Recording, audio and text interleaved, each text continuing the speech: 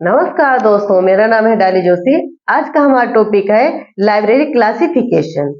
Library classification से मैंने previous question जो हमारे थर्ड पार्ट हो चुके हैं, फर्स्ट सेकंड थर्ड, जिसमें मैंने लाइब्रेरी क्लासिफिकेशन से चाहे सीसी का हो, चाहे यूडीसी का, चाहे एसीआर2 का जो भी क्वेश्चंस बनते हैं वो सारे मैंने कराए हैं। आज का पार्ट है फोर्थ वाला, जिसमें मैं आपको क्वेश्चन नंबर 61 से कराऊंगी, जिसमें जो भी हमारे क्वेश्चन बनते हैं क्लासिफिकेशन के वो कंप्लीट होंगे। और ये पूरा प्रीवियस क्वेश्चन पेपर है, जिसमें आपके जो लाइव सेकेंड ग्रेड है, थर्ड ग्रेड है, या केवीएस है, नेट है, यूजीसी नेट का जो भी कोई पेपर होंगे लाइव साइंस के, वो यहाँ से काफी क्वेश्चन आप लोगों को देखने को मिलेंगे, क्योंकि ये क्वेश्चन जो है प्रीवियस क्वेश्चन पेपर है। और मैंने जो भी क्वेश्चन हो रहे हैं, जहां जहां से मुझे लग रहा है कि क्वेश्चन आने की संभावना है, मैं उनको एक्सप्लेन भी कर रही हूँ। और मुझे जहां तक लगता है कि जहां जहां से टॉपिक बनने की पूरे पूरे चांस है क्लासिफिकेशन के, वो भी मैं लाने का प्रयास कर रही हूँ। और आप लोग सपोर्ट अच्छा कर रहे हैं तो मुझे भी खुशी हो रही है। इस वजह से मैं आके जो भी वीडियो हमारे जैसे एसीआर2 पे हो गए, तो वो जितने भी क्वेश्चन एसीआर2 से रिलेटेड बनेंगे वो सारे कराएंगे। इसी तरीके से कॉलन क्लासिफिकेशन के जितने भी क्वेश्चन बनेंगे वो सारे कराएंगे, यूडीसी के बनेंगे वो सारे क्वेश्चन कराएंगे। तो लाइव सेकेंड ग्रेड का और थर्ड ग्रेड का जो भी सिलेबस है वो यहीं से कंप्लीट हो जाएगा, क्योंकि मैंने जो भी प्रीवियस क्वेश्चन पेपर आ चुके हैं, हमारे जो लाइव सेकेंड ग्रेड और थर्ड ग्रेड का जो सिलेबस है उसके अकॉर्डिंग जितने भी क्वेश्चन बनते हैं वो सारे क्वेश्चन हमने इंक्लूड कर रखे हैं। और मैं topic by topic her question को एक्सप्लेन भी करूंगी, और उसके हर वीडियो जहां जहां से बनते हैं क्वेश्चन वो सारे एक्सप्लेन करने का पूरा पूरा प्रयास करूंगी। तो आशा करते हैं कि आप लोग मेरे इस चैनल को लाइक शेयर सब्सक्राइब जरूर कीजिएगा, जिससे कि मैं आगे की वीडियो भी अपलोड कर सकूं। और सब्सक्राइब भी कीजिएगा, तो मैं जो भी वीडियो डालूंगी वो आपके पास जाएगा। ठीक है, तो स्टार्ट करते हैं। पहला वीडियो क्वेश्चन हमारा क्या है, 61। और पहले आप लोग ऐसा करना कि जो हमारा फर्स्ट पार्ट, सेकेंड पार्ट और थर्ड पार्ट है वो भी देख लेना। और जैसे कि अगर आपकी थ्योरी कंप्लीट नहीं है क्लासिफिकेशन से, यानी एसीआर2 की, या कॉलन क्लासिफिकेशन की, या ट्रिपल सी की, या डीडीसी की, या यूडीसी के, तो मैंने जो भी थ्योरी वाले क्लासे हैं वो मैंने डाल रखी है, पहले आप लोग उनको भी देख लीजिएगा।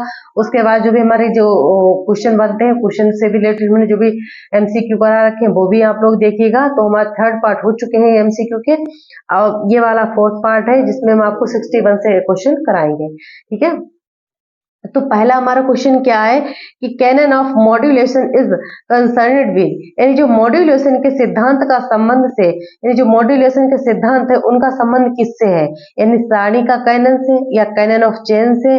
और ये क्वेश्चन जो टिक लगे हुए हैं वो स्टूडेंट ने लगाए हुए हैं, तो आप जो मैं टिक लगाऊं वही मानना। ठीक है, थर्ड क्या है कि निश्चित रूप से कैनन या रिकॉल वैल्यू का कैनन, यानी canon of array, canon of chain, canon of एसोसिएटी, या कैनन ऑफ रिकॉल वैल्यू। ये क्या है, कैनन जो हमारा कैनन दिया गया था मॉड्यूलेशन, ये किसमें दिया गया था, हमारा डॉक्टर एस आर रंगनाथन ने दिया था। और किसमें, तो कॉलन क्लासिफिकेशन में। तो इन्होंने ये पूछा है कि जो मॉड्यूलेशन का सिद्धांत है उसका संबंध किससे है। तो आप लोगों को पता है कि जो मॉड्यूलेशन का सिद्धांत किससे है, कैनन ऑफ चेन से, क्योंकि हम जब क्लासिफाइड कैटलॉग कार्ड बनाते हैं तो उसमें क्या करते हैं, सर्कुलेशन चेन का यूज करते हैं ना। तो इसी तरीके से आंसर क्या हो जाएगा, कैनन ऑफ चेन। ठीक है, इसका राइट आंसर क्या होगा, कैनन ऑफ चेन। ठीक है, अगला क्वेश्चन देखिए। अगला क्वेश्चन क्या है कि दीवार चित्र सिद्धांत किसके सिद्धांतों में से एक है, जो यानी wall picture principle is one of the principle of, यानी जो हमारा वॉल पिक्चर प्रिंसिपल है, ये वॉल पिक्चर प्रिंसिपल में हमने काफी एक्सप्लेन किया है क्वेश्चन कि उसमें क्या होता है कि जो भी हमारा मेन सब्जेक्ट होता है उसको हम लेते हैं सबसे पहले। तो इसमें ये पूछा है कि वॉल यानी दीवार चित्र सिद्धांत किसके सिद्धांतों में से एक है, यानी सहायक अनुक्रम से, या वर्णानुक्रम से, या पहलू अनुक्रम से, या विहित अनुक्रम से। इंग्लिश में क्या है कि helpful sequence, alphabetical sequence, facet sequence, या कोनोनिकल सीक्वेंस। अब देखिए, अगर पूछा जाए कि जो क्लासिफिकेशन में जो हम कौन सा सिद्धांत मानते हैं, तो सबसे अल्फाबेटिकल सिद्धांत जो है ना वो सबसे पॉपुलर है, क्योंकि अल्फाबेटिकल हम कोई भी क्लासिफिकेशन बनाते हैं, अगर हम उसका क्लास नंबर नहीं मिलता है तो क्या करते हैं, उसका अल्फाबेटिक लगा देते हैं। ठीक है, जैसे बासमती चावल है तो बासमती चावल का अगर हमें नहीं मिलता है तो बी लगा देते हैं। इस तरीके से काफी क्वेश्चन बनते हैं, तो वो किसमें आ सकते हैं, हमारे अल्फाबेटिकल सीक्वेंस में। तो इसका क्या है, वॉल पिक्चर प्रिंसिपल में अगर इसका क्वेश्चन पूछा जाए कि वॉल पिक्चर जो प्रिंसिपल है is one of the principle of, यानी दीवार चित्र सिद्धांत किसके सिद्धांतों में से एक है, तो वो क्या है, अल्फाबेटिकल सीक्वेंस। उसका क्या है, फैसिड सीक्वेंस। तो आप देखिए इसमें आंसर क्या हो जाएगा, तो आंसर इसका हो जाएगा फैसिड सीक्वेंस। ठीक है, इसका राइट आंसर क्या होगा, फैसिड सीक्वेंस। क्यों, क्योंकि हम क्या करते हैं, फैसिड के आधार पर, जो हमारा वॉल पिक्चर प्रिंसिपल है यानी दीवार चित्र सिद्धांत है, उसके आधार पर हम क्या करते हैं, फैसिड सीक्वेंस के आधार पर अपना क्लासिफिकेशन करते हैं। अगला क्वेश्चन आता है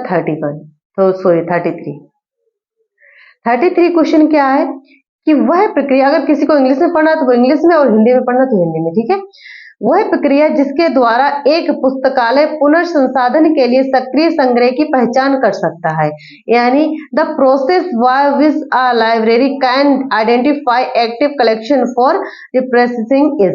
देखो रिप्रोसेसिंग इज, इसमें क्या होता है कि वह प्रक्रिया जिसके द्वारा पुस्तकालय जो पुनर्संसाधन के लिए सक्रिय संग्रह की पहचान कर सकता है, किसके आधार पर जो भी सक्रिय संग्रह उसकी पहचान कर सकता है, तो वो क्या है हमारा कैनन ऑफ प्रोपेटेंस या कैनन ऑफ असर्टी या canon law of local variation या लॉ ऑफ ऑस्मोसिस। जो ऑस्मोसिस का सिद्धांत किसने दिया था, हमारे डॉक्टर एस आर रंगनाथन ने दिया था। ठीक है, तो इसमें उन्होंने ये पूछा है कि जो प्रक्रिया है किसके द्वारा पुस्तकालय पुनर्संसाधन यानी दोबारा संसाधन के लिए सक्रिय संग्रह, जो है संग्रह दोबारा पहचान किसके आधार पर कर सकते हैं, तो लॉ ऑफ ऑस्मोसिस का सिद्धांत, इसके आधार पर हम क्या कर सकते हैं, दोबारा पहचान कर सकते हैं, यानी परासरण का नियम, जिसमें हम क्या कर सकते हैं कि पुस्तकालय का पुनर्संसाधन के लिए सक्रिय संग्रह की पहचान कर सकते हैं। यानी अगर याद रख लेना आप लोग, अगर पूछा जाए कि एक्टिव कलेक्शन किस में आ जाएगा, तो उसमें आ जाएगा लॉ ऑफ ऑस्मोसिस के सिद्धांत में। ठीक है, एक्टिव कलेक्शन किस में आ जाएगा, लॉ ऑफ ऑस्मोसिस का सिद्धांत में। अगला क्वेश्चन देखिए 64 क्वेश्चन में क्या कहा गया है, क्वेश्चन नंबर 64, रंगनाथन द्वारा प्रतिपादित निम्न कानूनों सिद्धांतों को निम्न से उच्च स्तर तक व्यवस्थित करें। यानी जो हमारे डॉक्टर एस आर रंगनाथन ने जो भी कानून दिए थे, यानी फंडामेंटल लॉ या कैनन या प्रिंसिपल या बेसिक लॉ, तो उन्होंने ये कहा है कि जो प्रतिपादन किया है वो कानूनों का उच्च स्तर से व्यवस्थित करें, यानी सबसे पहले निम्न से उच्च, यानी छोटे से बड़े स्तर पर। तो सबसे पहले हमारा क्या आ जाएगा, सबसे पहले हम जब भी कुछ लिखते हैं तो पहले हमारा क्या आएगा, प्रिंसिपल। ठीक है, पहला हमारा क्या आ जाएगा, प्रिंसिपल। तो थर्ड में क्या हो जाएगा हमारा, प्रिंसिपल। ठीक है, उसके बाद जब प्रिंसिपल हम लिख लेते हैं उसके बाद हमारा क्या आएगा, कैनन। उसके बाद क्या आ जाएगा, कैनन आ जाएगा। कैनन के बाद हमारा क्या आता है, कैनन के बाद हमारा मौलिक जो भी फंडामेंटल लॉस होते हैं, उसके बाद हमारा जो थर्ड आता है बेसिक लॉ। अब इसमें भी क्वेश्चन बनता है कि जो हमारे डॉक्टर एस आर रंगनाथन के द्वारा लॉ दिए गए थे, एक तो हमारे 5 लॉस ऑफ लाइफ साइंस। अगर बेसिक लॉ पूछे जाए कि बेसिक लॉ कितने हैं, तो बेसिक लॉ कितने हैं, 6। ठीक है, तो इसका सीक्वेंस पहले क्या हो जाएगा, पहला हो जाएगा प्रिंसिपल, फिर कैनन, फिर फंडामेंटल लॉ, फिर उसके बाद बेसिक लॉ। ठीक है, यानी इसका आंसर क्या हो जाएगा, पहले थर्ड, फिर उसके बाद पहले प्रिंसिपल हो जाएगा, फिर उसके बाद हमारे कैनन तो 2 आ जाएगा, फिर मौलिक लॉ जो भी हमारे फंडामेंटल लॉ है वो फर्स्ट में, फिर फोर्थ में हमारा क्या आ जाएगा, बेसिक लॉ। तो इसका राइट आंसर क्या होगा, ए। ठीक है, ये क्वेश्चन आ चुके हैं, आप लोग बहुत इसको अच्छे से देखिएगा। ठीक है, प्रीवियस क्वेश्चन है ये सारे।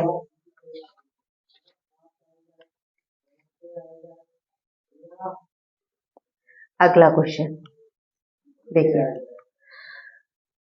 चरण संबंध, यानी चरण संबंधों को यहाँ दिखाना पड़ सकता है, यानी जो भी हमारे चरण है, यानी फेज रिलेशन किसमें, तो हमारे कॉलन क्लासिफिकेशन किसने, doctor S R Ranganathan. Phase relation में भी have to be the show at the, तो इसमें क्या है कि उन्हें subject level, face level, array level या ऑल ऑफ अरे। तो इसमें आंसर क्या हो जाएगा, इसका आंसर क्या होगा, यानी जो हमारे चरण संबंधों को यहाँ दिखाना पड़ सकता है, क्या विषय स्तर पर कि फेस लेवल पे कि सारणी स्तर पर। तो हमारा जो विषय लेवल है हम किस पर दिखा सकते हैं, तो विषय स्तर पर भी दिखा सकते हैं, फेस लेवल पर भी दिखा सकते हैं और सारणी स्तर पर। तो इसका आंसर राइट आंसर क्या हो जाएगा, उपयुक्त में से सभी, यानी ऑल ऑफ अदर। ठीक है, यानी चरणों के संबंध में अगर दिखाना पड़े तो यानी फेज रिलेशन से याद रख लेना कि फेज रिलेशन में क्या आ जाएगा, फेज रिलेशन में सब्जेक्ट लेवल भी आ जाएगा, फेस लेवल भी आ जाएगा और अरे लेवल भी आ जाएगा। ठीक है, अगला क्वेश्चन क्या हमारा 66 में क्या कहा गया है कि पार्शमोनी का कानून संदर्भित करता है, जो हमारे पार्शमोनी यानी लॉ ऑफ पार्शमोनी रिफर्स टू। तो इसमें क्या पूछा गया है कि ओवरऑल परफॉर्मेंस या ओवरऑल इकोनॉमी या ओवरऑल एवोल्यूशन या ओवरऑल मैनेजमेंट। यानी जो हमारा पार्सिमोनी का सिद्धांत है, पार्सिमोनी का सिद्धांत है वो किसको किसको संदर्भित करता है? क्या हमारे ओवरऑल परफॉर्मेंस को संदर्भित करता है, या हमारे ओवरऑल इकोनॉमी को संदर्भित करता है, या ओवरऑल इवोल्यूशन को संदर्भित करता है, या ओवरऑल मैनेजमेंट को? तो आपको पता ही है कि जो हमारे पार्सिमोनी का सिद्धांत है वो किसको करता है रिफर? इकोनॉमी को। ठीक है, ओवरऑल इकोनॉमी को। यानी समग्र अर्थव्यवस्था को क्या करता है? पार्सिमोनी का सिद्धांत किसको संदर्भित करता है? तो समग्र अर्थव्यवस्था को। ठीक है, अगला क्वेश्चन,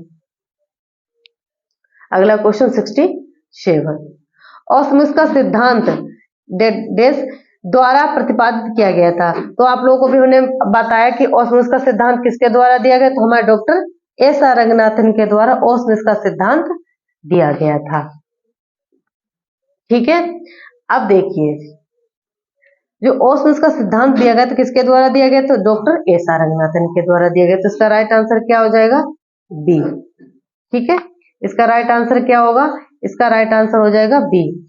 अब देखिए, अगर पूछा जाए कि मेलविन डेवी के बारे में पूछा जाए, मेलविन डेवी कितने, अगर पूछा जाए पहले तो हमारा डॉक्टर एस.आर. रंगनाथन हो गए।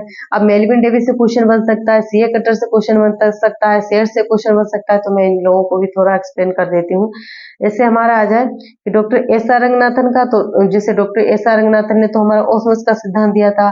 मेलविन डेवी ने कौन सा दिया? तो डीडीसी दी थी। ठीक है, Dewey decimal classification. CA Cutter ने एक्सपेंसिव क्लासिफिकेशन दिया था। वही हमारा डब्ल्यूसीबी शेयर्स, डब्ल्यूसीबी अगर पूछा जाए कि सर्वप्रथम कैनन का प्रयोग किसने किया? तो डब्ल्यूसीबी शेयर्स ने। ठीक है, अगला क्वेश्चन आता है 68। 68 क्वेश्चन क्या है कि डीडीसी फॉर्म डिवीजन, डीडीसी का फॉर्म डिवीजन है किस संस्करण में पेश किया गया था? यानी in which edition of DDC form division was introduce. जो फॉर्म डिवीजन है वो डीडीसी के किस एडिशन में संदर्भित किया गया था? ठीक है, यानी इंट्रोड्यूस किया गया था। तो आप लोगों को पता है कि जो फॉर्म डिवीजन है दूसरे में, 17वें में, तीसरे में या 14वें में। तो हमने जो भी प्रीवियस क्वेश्चन करा चुके हैं उसमें बता चुके हैं आप लोगों को कि जो फॉर्म डिवीजन था उसमें सेकेंड एडिशन जो था उसमें हमने क्या किया था?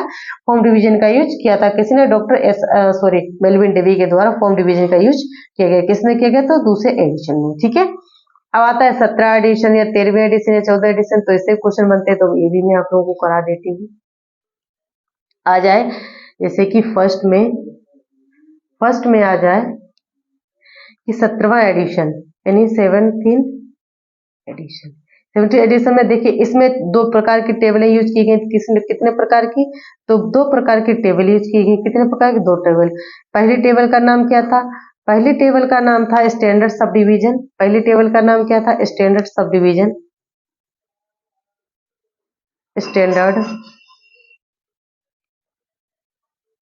Standard sub division. दूसरी टेबल का नाम क्या था? अगर पूछा जाए कि दूसरी टेबल का नाम क्या था? दूसरी टेबल का नाम था एरिया। ठीक है, पहले स्टैंडर्ड सब डिवीजन और दूसरी एरिया। अगर पूछा जाए कि 17वें एडिशन में टेबल कितने थी? तो दो थी। कौन सी थी? तो एक तो स्टैंडर्ड सब डिवीजन, एक एरिया। ठीक है, एरिया टेबल का प्रयोग हुआ था। अब देखिए अगला इसमें क्या पूछा है? अगला इसमें पूछा है तीसरा। तो तीसरे से भी हम बता देते हैं। जो तीसरा एडिशन या थर्ड एडिशन आया था, किसका आया था? तो डीडीसी का जो थर्ड एडिशन आया था, जो डीडीसी का थर्ड एडिशन आया तो उसमें क्या था कि जो मेलविन डेवी थे, मेलविन डेवी और किसने कार्य किया? तो जो हमारे विस्को थे उनके द्वारा। तो कब आया था जो तीसरा एडिशन? तीसरा एडिशन कब आया? तो 1988 में तीसरा एडिशन आया। 1988 में तीसरा एडिशन आया।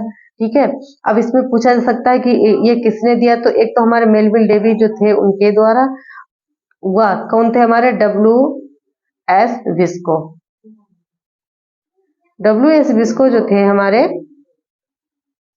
उन्होंने फर्स्ट और सेकेंड एडिशन ये दो एडिशन दिलवाए थे। यानी थर्ड एडिशन जो हमारा डीडीसी का था वो अगर पूछा जाए कि डीडीसी का थर्ड एडिशन किस किस के द्वारा, तो एक तो मेलविन डेवी थे और डब्ल्यू.एस. विस्को जो थे उनके द्वारा हमारा थर्ड एडिशन दिया गया था। अब आता है हमारा 14वां एडिशन। इससे भी क्वेश्चन बनते हैं कि जो 14वां एडिशन है यानी 14th एडिशन, इसमें क्वेश्चन किस तरीके से बनता है? तो देखिए इसमें क्या है, इसकी स्थापना कब हुई, तो 1942 में इस एडिशन की स्थापना हुई। ठीक है, इसको किसने दिया, तो एक तो थे मैजनी और एक कौन थे हमारे, MW गैटचेल।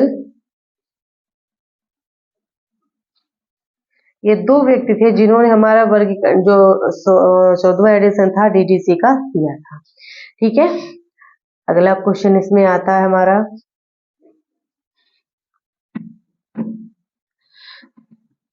Question number 69। डीडीसी का संक्षिप्त संस्करण, डीडीसी का संक्षिप्त संस्करण किसके लिए उपयुक्त है। जो डीडीसी है उसका संक्षिप्त संस्करण किसके लिए उपयुक्त है, मध्यम पुस्तकालयों के लिए, छोटे पुस्तकालयों के लिए, बड़े पुस्तकालयों के लिए, या ऐसा कोई संक्षिप्त संस्करण नहीं है। तो आप लोगों को पता है कि जो हमारा क्लासिफिकेशन बनाते हैं तो डीडीसी में क्या करते हैं, छोटे पुस्तकालय में नहीं, बड़े में नहीं, किसमें करते हैं, तो मध्यम में। ठीक है, तो हमारा राइट आंसर क्या हो जाएगा, मीडियम लाइब्रेरी। मीडियम लाइब्रेरी में क्या करते हैं, डीडीसी का यूज करते हैं। ठीक है, अगला क्वेश्चन आता है हमारा 70। इसमें पूछा गया है कि डीडीसी के 23वें जो हमारा संस्करण है, जो डीडीसी का हमारा 23वां एडिशन था, एक और क्वेश्चन यहाँ से बन सकता है हमारा, वो भी आप लोगों को करा दे जिससे अच्छा रहेगा। देखिए, जो डीडीसी का एवरेज एडिशन पूछा गया कि जो एवरेज एडिशन है डीडीसी का वो किसके लिए सुटेबल है। तो देखिए, एक तो हमारा मध्यम पुस्तकालयों के लिए, मीडियम लाइब्रेरी के लिए है। अभी एक और क्वेश्चन आ सकता है कि जो एवरेज एडिशन है,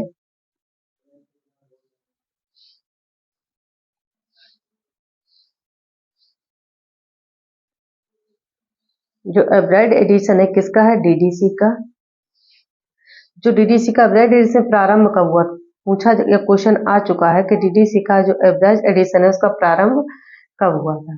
ठीक है, तो उसका प्रारंभ हुआ तो 1895 में इसका प्रारंभ हुआ था। कब हुआ, तो 1895 में, यानी 95 कौन सा हमारा, तो 5th एडिशन है हमारा, किसका है, तो डीडीसी का। ठीक है, इसके साथ क्या हुआ था, प्रकाशित हुआ था।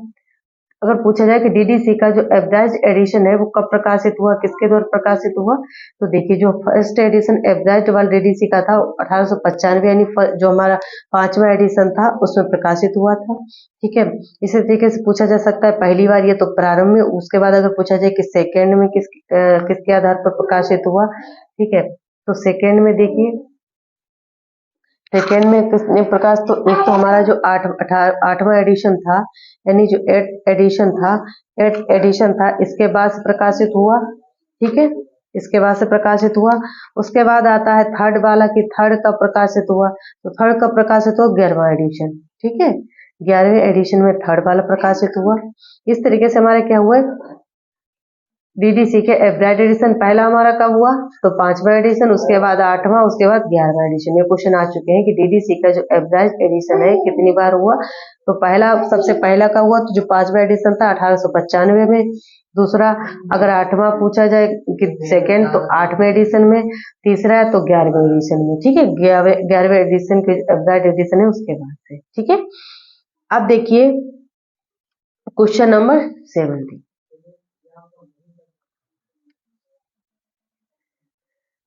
डीडीसी के 23वें संस्करण के संपादक कौन है। जो हमारा डीडीसी है इसके 23वां संस्करण था, यानी 27 का एडिशन जो था उसके संपादक कौन है। ठीक है, तो देखिए, किसी को हिंदी में पढ़ना तो हिंदी में, इंग्लिश में, जिसको पढ़ना तो इंग्लिश में पढ़ सकता है। जो 23वां एडिशन था किसने दिया था, बेंजामिन कस्टर ने दिया था, कि गॉडफ्रे डेवी ने दिया, कि मेलविन डेवी ने दिया, कि जे मिशेल ने दिया। ठीक है, ये किसने दिया, तो आप लोगों को पता होना चाहिए कि जो डीडीसी का 23वां एडिशन था किसने दिया था, जेस मिशेली ने। ठीक है, जेस मिशेली ने कौन सा एडिशन दिया था, तो वो हमारा 23वां संस्करण दिया था। ठीक है, अब देखिए बेंजामिन कस्टर ने कौन सा दिया, गॉडफ्रे ने कौन सा दिया, मेलविन डेवी ने कितने दिए, तो ये भी हम लोग को बता दें। देखिए, जो हमारा डीडीसी था, डीडीसी के जो एडिशन दिए थे किस किसने दिए थे, तो पहला हमारा बेंजामिन कस्टर। पहला क्या आंसर क्वेश्चन क्या था, बेंजामिन ए कस्टर। बेंजामिन ए बेंजामिन ए कस्टर। ठीक है। बेंजामिन ए कस्टर जो थे इन्होंने कौन कौन से, तो एक देखो, एक तो इन्होंने दिया था 16वां, 17वां, 18वां और 19। ये चार जो एडिशन थे किसने दिए थे, तो हमारे बेंजामिन कस्टर ने। 16वां एडिशन कब आया था, 17वां कब, तो 16वां जो एडिशन आया था 1958 में आया था। 17वां एडिशन कब आया, तो 1965 में आया था। 17वां एडिशन कब आया, तो 1971 में आया था। 19वां एडिशन कब आया, तो 1979 में। ये क्या थे, जो हमारे एडिशन थे किसके थे, हमारे बेंजामिन कस्टर ने। कौन कौन सा, 16वां एडिशन 1958, 17वां एडिशन 1965, जो 18वां एडिशन 1971, ठीक है। 19वां एडिशन 1979 में, ठीक है। ये क्या थे, एडिशन थे, किसने दिए, बेंजामिन कस्टर ने दिए थे, ठीक है। इसी तरीके से अगला क्वेश्चन आता है इसमें बेंजामिन कस्टर के बारे में कि बेंजामिन कस्टर ने कितने दिए। तो सबसे ज्यादा अगर पूछा जाए कि डीडीसी का सबसे ज्यादा एडिशन किसने दिया, तो जो सैम्योर थे, सैम्योर ने 7 एडिशन दिए थे, ठीक है। सैम्योर जो थे उन्होंने 7 एडिशन दिए थे। डीडीसी का सबसे सर्वाधिक एडिशन को देने वाले कौन थे, तो सैम्योर थे। अगला क्वेश्चन आता है कि गॉडफ्रे से भी देखिए क्वेश्चन बन सकता है, तो गॉडफ्रे भी आप याद कर लेना। जो गॉडफ्रे थे, सॉरी,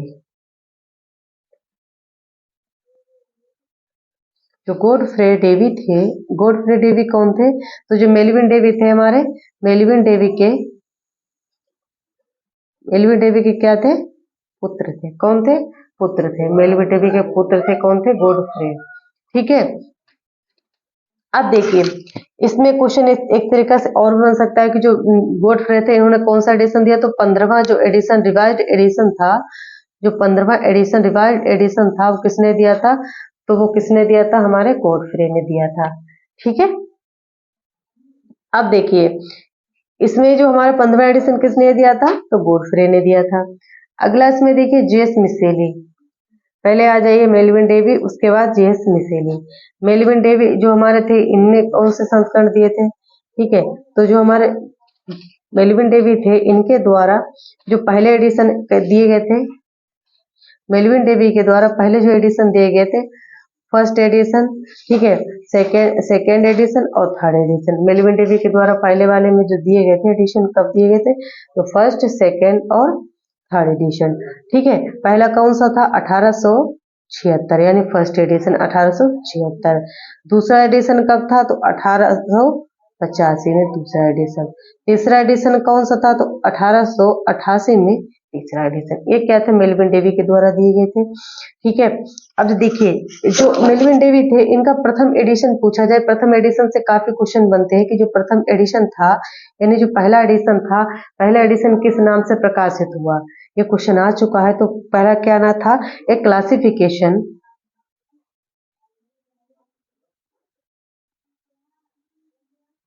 एक classification and subject for the, एक classification and,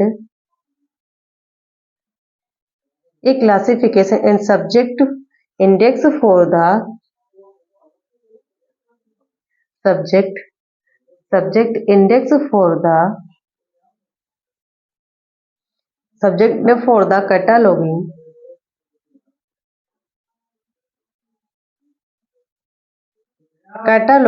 and arranging the book,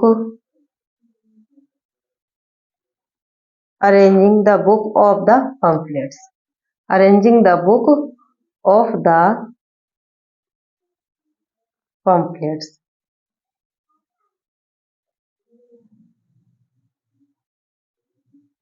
of a library। ये क्या था, इस नाम से प्रकाशित हुआ था हमारा जो डीडीसी का फर्स्ट एडिशन था, किस नाम से, या classification and subject index for the cataloguing and arranging the book of the pamphlets of a library. एक फर्स्ट एडिशन जो था इस नाम से प्रकाशित हुआ था, ठीक है। अब देखिए जो फर्स्ट एडिशन था इसको इस आधार पे मान सकते हैं कि जो फर्स्ट एडिशन था इसको क्या कर सकते हैं कि ये पूर्ण परिगणना, जो पूर्ण परिगणनात्मक वर्गीकरण पद्धति पर आधारित था। ये क्या था, पूर्ण परिगणनात्मक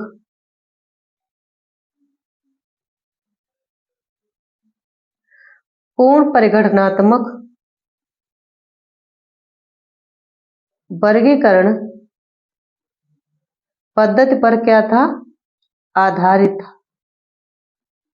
ठीक है, पूर्ण परिगणनात्मक वर्गीकरण पद्धति पर आधारित था। कौन सा एडिशन था, तो डीडीसी का जो फर्स्ट एडिशन था वो था। कौन सा था, फर्स्ट एडिशन।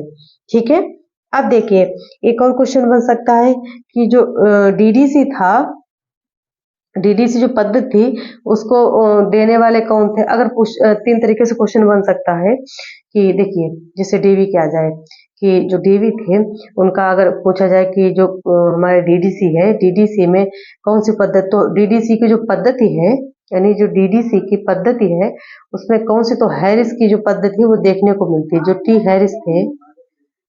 हैरिस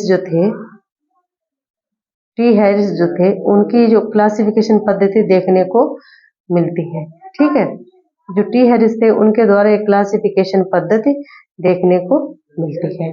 अब देखिए जो टी हैरिस थे, टी हैरिस में किसके, तो फ्रांसिस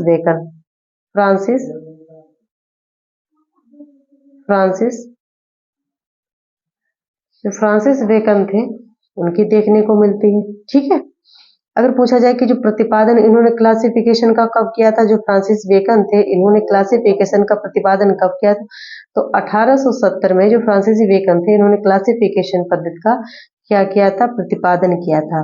देखिए इसमें क्वेश्चन आ चुका है कि जो डेवी थे, डेवी की जो क्लासिफिकेशन पद्धति उसमें किसकी पद्धति देखने को मिलती है, तो हैरिस की, और हैरिस की क्लासिफिकेशन पद्धति तो बेकन में।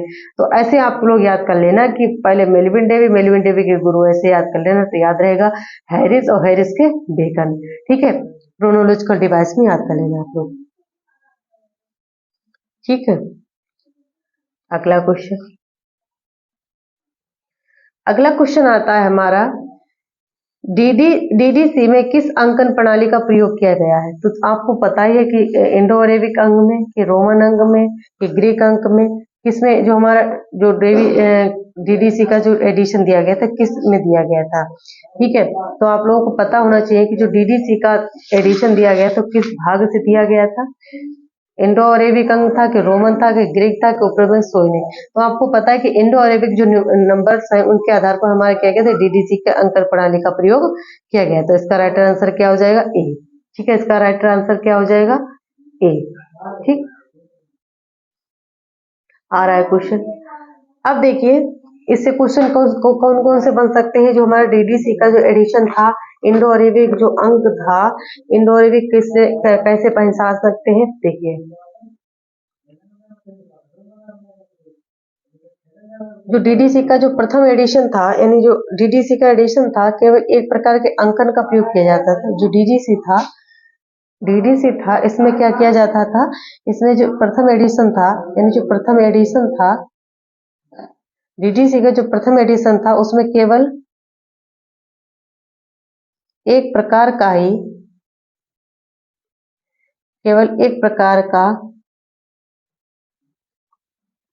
अंकन का प्रयोग किया गया। ठीक है, डीडीसी का जो डीडीसी का पद्धति था उसमें सिर्फ एक ही प्रकार के अंकन का प्रयोग किया। वो अंकन कौन कौन से थे, जिसे हमारा आ जाए इसमें कौन सा था, इंडो अरेबिक। ठीक है, कौन कौन सा था हमारा, इंडो अरेबिक अंक जो थे इनके नंबर के आधार पर हमारा क्या था, डीडीसी का नंबर देखा जाता। जैसे हमारा इंडो अरेबिक नंबर क्या था, 0 1 2 3 4 5 6 7 8 9। ये क्या था, इंडो अरेबिक नंबर थे जिनके आधार पर हम डीडीसी में नंबर लिखते थे। ठीक है, यानी क्वेश्चन आ जाए कि डीडीसी का जो प्रथम एडिशन था उसमें केवल किस प्रकार के अंकनों का यूज किया जाता था, तो वो थे हमारे इंडो अरेबिक अंक में। इंडो अरेबिक अंक कौन से थे हमारे, तो 0 से लेकर 9 तक। ठीक है, अब आ जाइए कि जो अगर क्वेश्चन आ जाए कि डीडीसी में डॉट कितने अंकों के बाद, 3 अंकों के बाद, 3 अंकों के बाद किसका यूज होता है, तो डॉट का यूज होता है। ठीक है, 3 अंकों के बाद डॉट किस में होता है, तो डीडीसी में होता है। ठीक है, एक और क्वेश्चन आ सकता है कि जो डीडीसी पद्धति है उसमें डॉट का प्रयोग क्यों होता है, तो आंखों को आराम देने के लिए डॉट का यूज किया जाता है। डॉट का यूज क्यों किया जाता है, ये क्वेश्चन आ चुका है कि डॉट का यूज क्यों किया जाता है, तो आंखों को आराम देने के लिए, आंखों को आराम देने के लिए किसका यूज किया गया था, डॉट का यूज किया गया। ठीक है, अगला क्वेश्चन आता है हमारा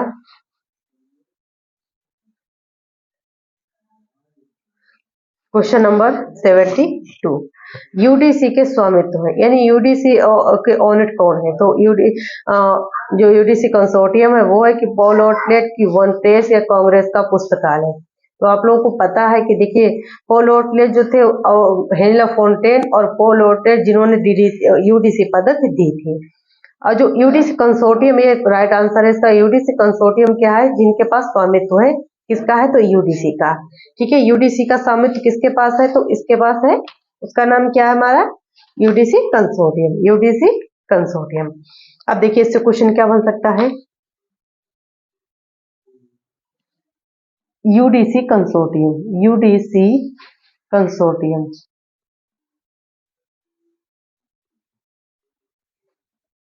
यूडीसी कंसोर्टियम, इसमें क्वेश्चन क्या बन सकता है कि यूडीसी कंसोर्टियम के निर्माणकर्ता कौन थे, हमारे निर्माणकर्ता कौन है यूडीसी के, तो वो कौन थे हमारे, हेनरी लाफोंटेन और पॉल आउटलेट। हेनरी लाफोंटेन व पॉल आउटलेट। हेनरी लाफोंटेन और पॉल आउटलेट क्या थे, हमारे यूडीसी को देने वाले। ये क्या थे, दोनों हमारे जो देने वाले कौन थे, पॉल आउटलेट और हेनरी लाफोंटेन। ये कहाँ के निवासी थे, तो बेल्जियम के निवासी,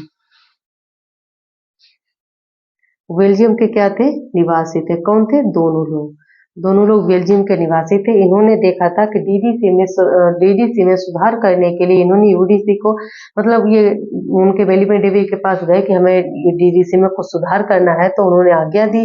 जब इन्होंने आज्ञा दी तो उन्होंने वर्क किया, तो डीडीसी की जगह पर यूडीसी का विकास हो गया। कौन से एडिशन में, तो उन्होंने 5वां एडिशन था उसमें सुधार करने के लिए कहा था। ठीक है, अब आ सकता है कि यूडीसी का प्रथम एडिशन, जो यूडीसी इसका प्रथम एडिशन कब आया, तो 1905 में, 1905 में यूडीसी का प्रथम एडिशन आया। ठीक है, शीर्षक क्या था, अगर पूछा जा सकता है कि यूडीसी का प्रथम जो एडिशन था उसका शीर्षक क्या था, तो शीर्षक भी आप लोग याद कर लेना, manual the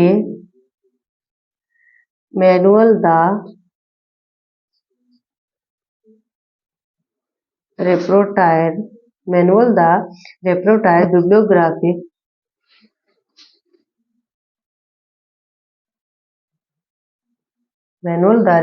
bibliographic universal. Manual the repertoire universal bibliography क्या था, इसका पहला शीर्षक था, किसका था, तो यूडीसी का। अगर पूछा जाए कि वर्तमान में इसका संशोधन कौन कर रहा है, ठीक है, वर्तमान में इसका संशोधन तो यूडीसी कंसोर्टियम। वर्तमान में अगर पूछा जाए कि इसका संशोधन, ठीक है, अगर इसका संशोधन पूछा जाए तो वो कौन कर रहा है, तो वो कौन कर रहा है, यूडीसीसी। ठीक है, यूडीसी कंसोर्टियम, यूडीसी कंसोर्टियम क्या कर रहा है, इनके द्वारा क्या किया जा रहा है, संशोधन किया जा रहा है। ठीक है, अगर पूछा जाए कि यूडीसी के अब तक कितने एडिशन हो चुके हैं, तो यूडीसी के अब तक 7 एडिशन क्या हो चुके हैं, आ चुके हैं। 4 जो है हमारे पूर्ण है और 3 क्या है, संक्षिप्त या अधूरे संस्करण मान लीजिए आप। ठीक है, यूडीसी के 4 संस्करण क्या है, पूर्ण है, और 3 क्या है, संक्षिप्त है। अब देखिए जैसे 4 जो संस्करण थे, कौन कौन से 4 संस्करण थे यूडीसी के, ठीक है, जो 4 पूर्ण थे संस्करण, तो देखिए पहला और उसमें आ सकता है कि जो 4 संस्करण थे, यानी यूडीसी के 4 संस्करण थे, किस किस भाषा में, तो जो पहला एडिशन था वो किसमें था, तो फ्रेंच में। पहला एडिशन क्या था, फ्रेंच में, जो फर्स्ट वाला। ठीक है, उसके बाद दूसरा किसमें था, वो भी फ्रेंच में था। ठीक है, 2 एडिशन जो थे फ्रेंच में थे। तीसरा किसमें था, तो जर्मन में था। और फोर्थ जो था वो किसमें था, तो अंग्रेजी। ठीक है, ये क्या था, जो हमारे यूडीसी थी, यूडीसी के 4 पूर्ण संस्करण थे, किसमें थे, तो वो हमारे कितने, फ्रेंच, 2 फ्रेंच में थे और तीसरा जर्मन में और चौथा अंग्रेजी में। पहला आ जाए कि जो हमारे 4 एडिशन हो गए थे, कौन कौन से थे, तो हमारे पूर्ण तो हमारे 4 थे। फ्रेंच 1905, जो हमारे फ्रेंच 1905 में पहला एडिशन, सेकेंड एडिशन 1927 में, जर्मन में 1934 में और अंग्रेजी वाला 1943 में। ये 4 एडिशन जो थे हमारे क्या थे, पूर्ण थे। अगर पूछा जाए कि जो संक्षिप्त एडिशन थे, अगर संक्षिप्त एडिशन अगर पूछा जाए तो 1, 2, 3 ये क्या थे, संक्षिप्त थे। तो पहला कब आया था, तो 1948 में पहला एडिशन आ गया था। ठीक है। अगर दूसरा पूछा जाए तो 1957 में दूसरा, और तीसरा कब, 1961 में। ठीक है। ये तीनों किसमें थे, तो ये अंग्रेजी में थे। ठीक है। तो इनको क्या माना जाता है, इनको अधूरा माना जाता है, जब इनको संक्षिप्त माना जाता है, और ये क्या थे, हमारे पूर्ण थे। ठीक है। अब देखिए अगला क्वेश्चन आता है हमारा, क्वेश्चन नंबर 73। यूडीसी का पहला संक्षिप्त संस्करण कब प्रकाशित हुआ, यानी यूडीसी जी थी हमारी, यानी यूडीसी का जो एब्राइड एडिशन था वो कब पब्लिश हुआ। तो आप लोगों को पता ही है कि जो यूडीसी का एब्राइड एडिशन कब हुआ, 1905 में तो फर्स्ट एडिशन आया था। 1961 में जो हमारा कौन सा आया था, जो इसका संक्षिप्त संस्करण था वो आया था। ठीक है। और 1943 में अंग्रेजी वाला फोर्थ वाला आया था। तो कौन सा आया था, तो हमारा कौन सा आ जाएगा, जो यूडीसी का संक्षिप्त संस्करण था कब आया था, तो 1948 में। ठीक है। यानी पहला पूछा है उसमें, यूडीसी का पहला पूछा है। देखिए हम आपको लिख भी देते हैं, जैसे 1948 पूछा है तो आपको पता है 1948 में पहला कौन सा दिया गया था, पहला एडिशन, यानी फर्स्ट एडिशन संक्षिप्त वाला दिया गया था। 1905 में कौन सा दिया गया, तो डीडीसी का जो यूडीसी का जो पहला एडिशन है, यानी फर्स्ट एडिशन जो था, ठीक है, वो 1905 में दिया गया। 1943 में दिया गया, 1943 में क्लैश एडिशन दिया गया था यूडीसी का, वो दिया गया था। इस तरीके से आप लोग पहले इसके जो ईयर वाई है उनको याद कर लेना, जिससे आपका कॉन्सेप्ट भी क्लियर हो जाएगा। अगर क्वेश्चन बनने की संभावना होगी यहाँ से, तो वो भी आप लोगों से बन सकेगा। ठीक है। अगला क्वेश्चन देखिए, अगला क्वेश्चन है 74 क्वेश्चन का आंसर क्या होगा। इसमें देखिए पूछा क्या गया है कि यूडीसी का पहला संक्षिप्त संस्करण किस प्रकाश हुआ, यानी यूडीसी का पहला संक्षिप्त संस्करण में प्रकाशित हुआ। 1948 हो चुका है, ठीक है, सॉरी। अब आते हैं 74 में। 74 का क्या है कि यूडीसी में उल्टे अल्प विराम यानी इन्वर्टेड कोमा का महत्व क्या दर्शाता है। जो इन्वर्टेड कोमा है यूडीसी में किसको दर्शाता है, प्लेस को दर्शाता है, लैंग्वेज को दर्शाता है, कि फॉर्म को दर्शाता है, कि टाइम को दर्शाता है। तो आप लोग पहले इसको देखिए, जिससे हमारा प्लेस है। ठीक है।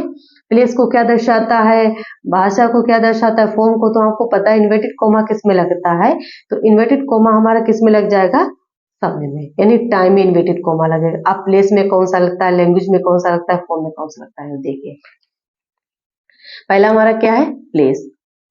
ठीक है। पहला हमारा क्या है, इसे पूछा गया प्लेस किस में है, तो यूडीसी का। ठीक है। यूडीसी के जो नंबर है उन्हें पूछा गया।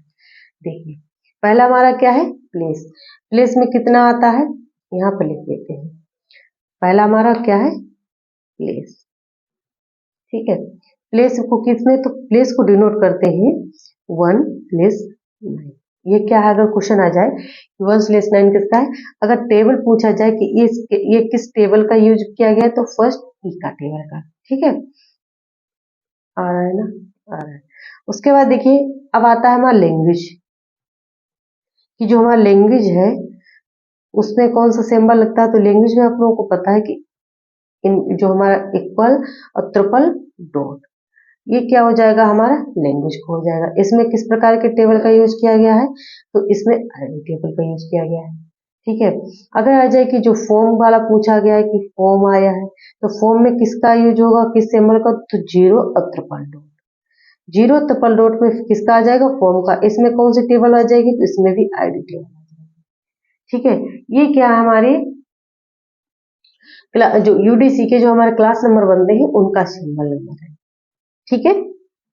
ये क्या है, यूडीसी के। जैसे जगह का हमने आप लोगों को बताया, प्लेस में क्या लगता है, तो प्लेस में हमने आप लोगों को भी अभी बताया है कि प्लेस में हमने आप लोगों को क्या बताया कि प्लेस में हमने क्या लगाया कि 1/9 उसको प्लेस से डिनोट करेंगे। टेबल क्या है, आई ई है टेबल, फर्स्ट ई का टेबल। लैंग्वेज में क्या करेंगे, लैंग्वेज में इक्वल, उसके बाद क्या करेंगे, ट्रिपल डॉट लगा देंगे।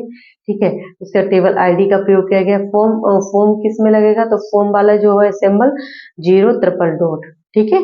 टेबल सेम है इसकी आईडी वाली, फर्स्ट डी वाली। ठीक है, अगला क्वेश्चन आता है हमारा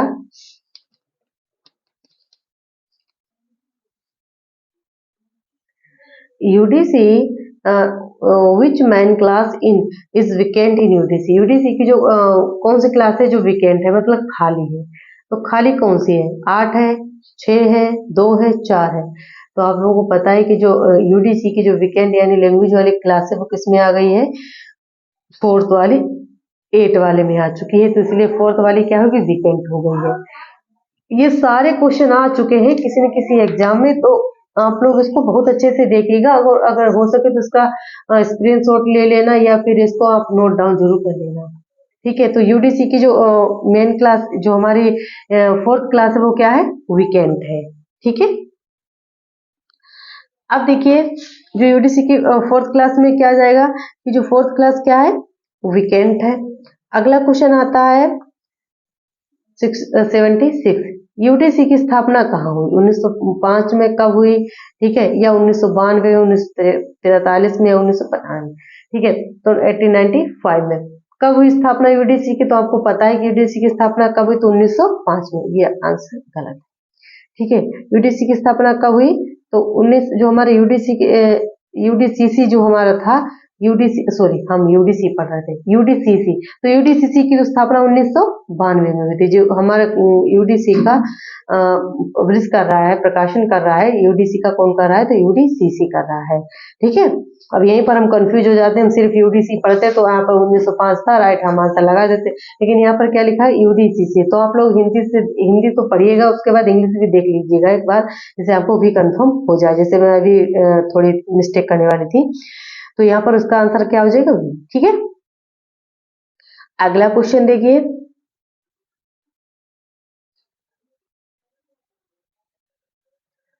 इसमें क्या है कि वर्ष में संशोधन के बाद प्रकाशित सीसी का छठा संस्करण, यानी 6th एडिशन ऑफ आ रहा है, 6th edition of published after जो अमेंडेड इन द ईयर, जो कॉलन क्लासिफिकेशन का जो 6th एडिशन आया था, जो रिवाइज्ड एडिशन आया था, ठीक है, जो दोबारा छठा संस्करण आया था, वो कब पब्लिश हुआ? यानी यूडीसी का जो छठा संस्करण था वो कब पब्लिश हुआ था? तो वो कब हुआ था? 1963 में, कि 1961 में, 1962 में, 1987 में? तो वो कब हुआ था? 1963 में। ये राइट आंसर हो गया। ठीक है, 1963 में क्या हुआ था? इस जो छठा संस्करण था उसका प्रकाशन हुआ था। ठीक है,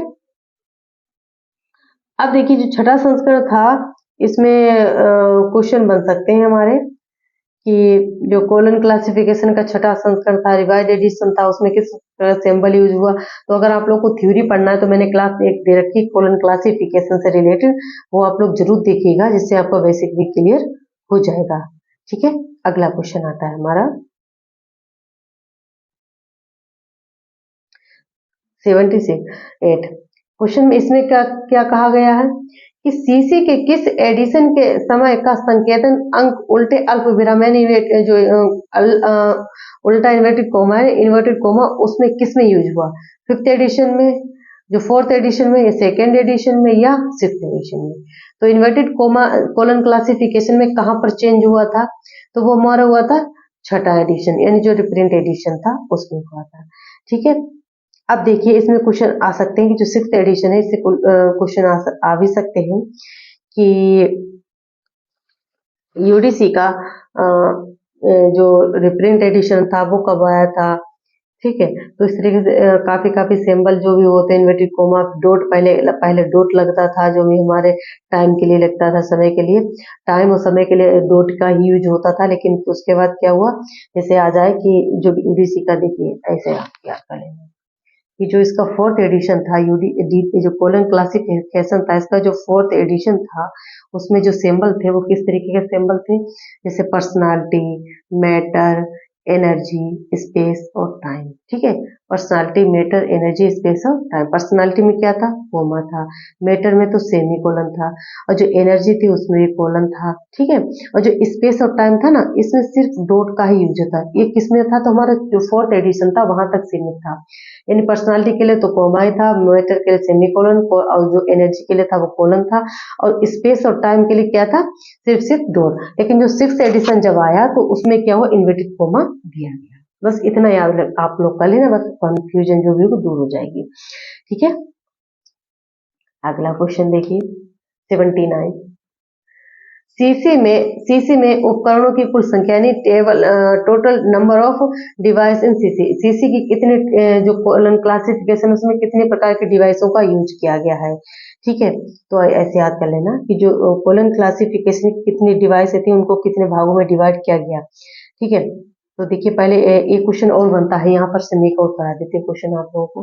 जैसे जो अगर आ जाए कि जो फिफ्थ एडिशन था, फिफ्थ एडिशन यानी जो हमारा कोलन क्लासिफिकेशन था, इसका जो फिफ्थ एडिशन था, जो यानी कि फिफ्थ एडिशन था, फिफ्थ एडिशन में अगर पूछा जाए कि फेज रिलेशन का प्रयोग कहाँ पर हुआ,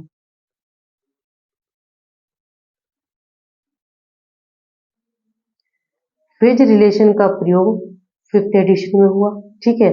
इसको कितने भागों में, तो इसको दो भागों में बांटा गया। इसको कितने भागों में, तो इसको दो भागों में बांटा गया।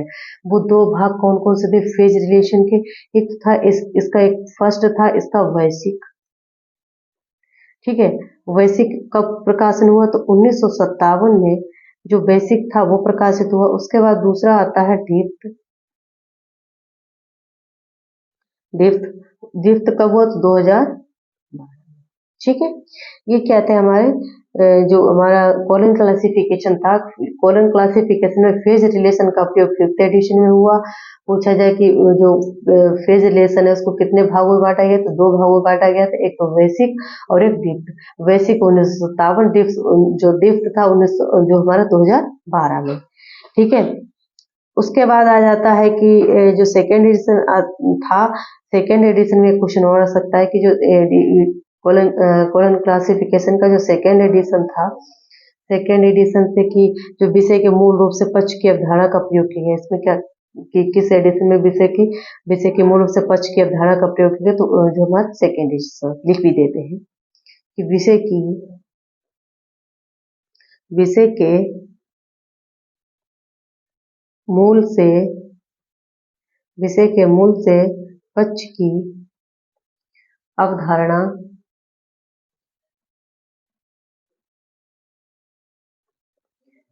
अवधारणा का प्रयोग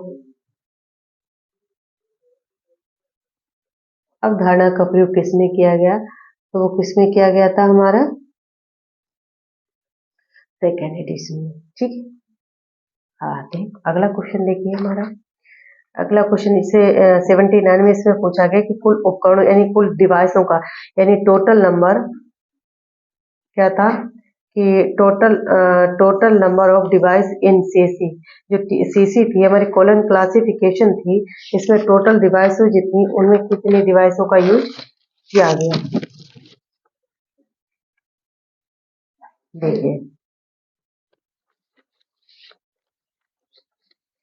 कोलन क्लासिफिकेशन का जो सिक्स्थ एडिशन था यानी सीसी का जो हमारा उपकरण है उसमें कितने टोटल नंबर कितनी डिवाइसों का यूज हुआ, ठीक है। तो पहला हमारा आ जाता है, ये डिवाइसें आ चुकी हैं, इनको अच्छे से देखिएगा। पहला आता है कितनी डिवाइसें थी, तो 8 डिवाइसें थी, ठीक है। पहली डिवाइस का नाम क्या था, पहली डिवाइस का नाम था क्रोनोलॉजिकल डिवाइस,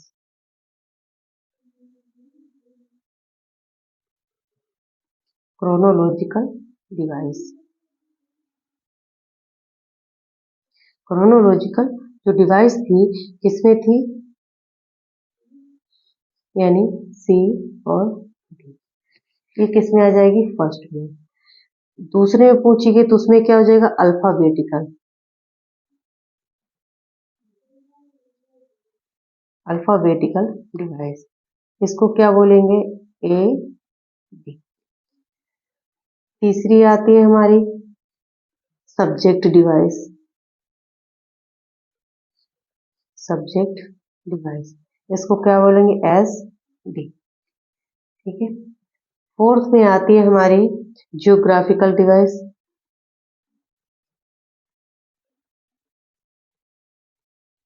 जियोग्राफिकल डिवाइस, इसमें क्या आ जाएगा जी और डी।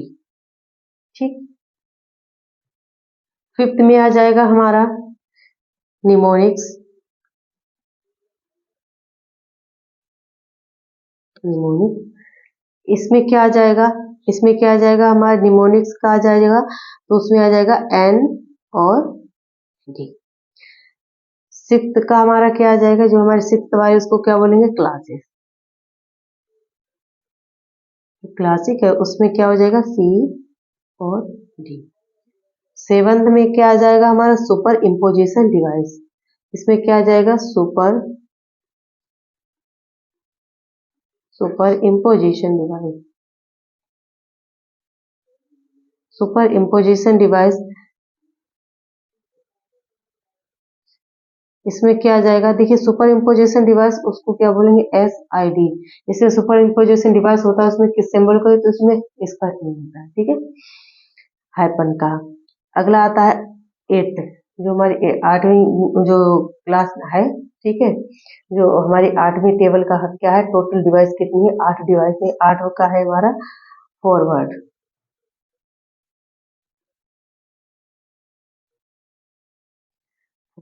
ठीक है, इसमें कितने, इसको क्या बोलेंगे एफ डी। ठीक है, इसको क्या बोलेंगे एफ, इसको एफ और डी। ठीक है, फॉरवर्ड वाली जो यानी फॉरवर्ड डिवाइस को क्या बोलेंगे एफ डी।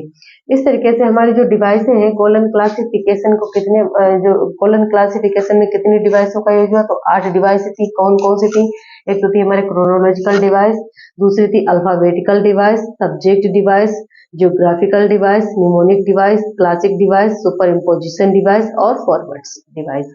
ये हमारी 8 डिवाइसें थी, किसमें थी, कॉलन क्लासिफिकेशन में। अगला क्वेश्चन आता है हमारा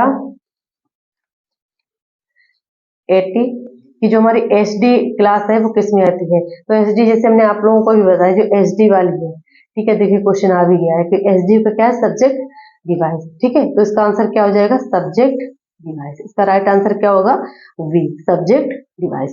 आशा करते हैं कि मेरे द्वारा आज जो भी इन्फॉर्मेशन दी गई आप लोगों को बहुत अच्छी लगी होगी। अगर आपको मेरे इन्फॉर्मेशन अच्छी लगे तो प्लीज मेरे चैनल को लाइक शेयर और सब्सक्राइब जरूर कीजिएगा, जिससे कि मैं आगे के वीडियो और भी अपलोड करूं। और मेरे डेली बेस पे एक सीरीज चलेगी जिसमें प्रीवियस क्वेश्चन के जहां जहां से क्वेश्चन बनते हैं मैं उनको एक्सप्लेन जरूर करूंगी। उनको एक बार नहीं, जितनी बार मुझसे हो सकेगा मैं एक बार नहीं, 2 बार नहीं, जितनी बार वो क्वेश्चन आएगा उतनी बार मैं उसको एक्सप्लेन करूंगी, जिससे कि आपको जब बार बार उसको देखेंगे तो आपको खुद ही याद हो जाएगा। ठीक है, तो आप लोग, अगर आप लोगों को मेरी इन्फॉर्मेशन अच्छी लगी तो प्लीज चैनल को लाइक शेयर सब्सक्राइब जरूर कीजिएगा। धन्यवाद।